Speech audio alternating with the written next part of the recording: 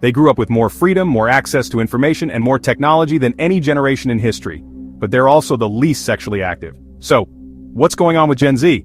They've got dating apps, OnlyFans, sex-positive TikToks, and a million relationship podcasts. But still, less sex than millennials, Gen X, even boomers. In this video, we're going deep into the real reasons behind the sex recession among Gen Z.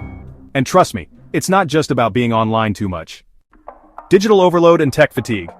Let's start with the obvious. Screens. All day, every day.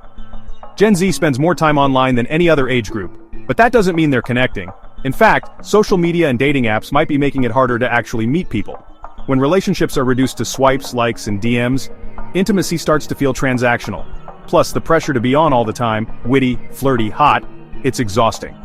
And that's not even counting doom-scrolling, algorithm fatigue, and the constant dopamine drip. By the end of the day, who even has energy for real-life connection? Hyper-curated identity and performance pressure. This is the generation of filters, Facetune, and feed aesthetics. They've grown up watching themselves more than actually living. Sex, for many, becomes just another performance. Another space where you're judged, compared, rated. Body image issues are through the roof. Eating disorders are rising. Even people in relationships say they're afraid to be seen without editing. When you feel like you're never enough, physically, emotionally, sexually, desire starts to shrink.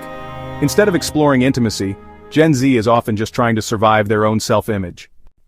Gen Z is also the most anxious, most depressed, and most medicated generation. We're not saying that lightly. These are facts from the CDC and WHO, and you know, mental health plays a massive role in sexual desire.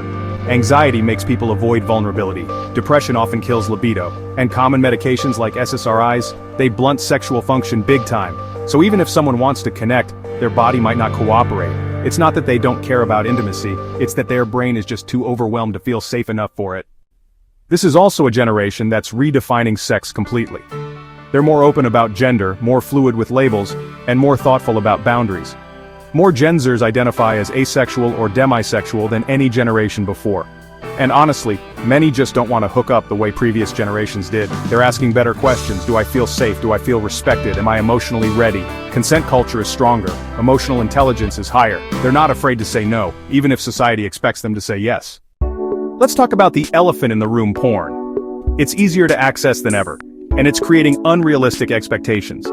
Gen Z has grown up watching highly edited, fantasy-based sex before ever having their first kiss. And then there's parasocial relationships, emotional connections with influencers, streamers, or even AI. Why risk the awkwardness of a real date when a virtual partner always listens, never judges, and looks perfect? It's safe, but also isolating. Real intimacy gets replaced with digital illusions. Not exactly. They're stressed, overstimulated, image-obsessed, and emotionally overwhelmed. But they're also more conscious, more aware, and more intentional than ever. Maybe the question isn't why aren't they having sex, but what kind of connection are they truly craving? If this made you rethink things, hit like, subscribe, and tell us in the comments what you think real intimacy means today.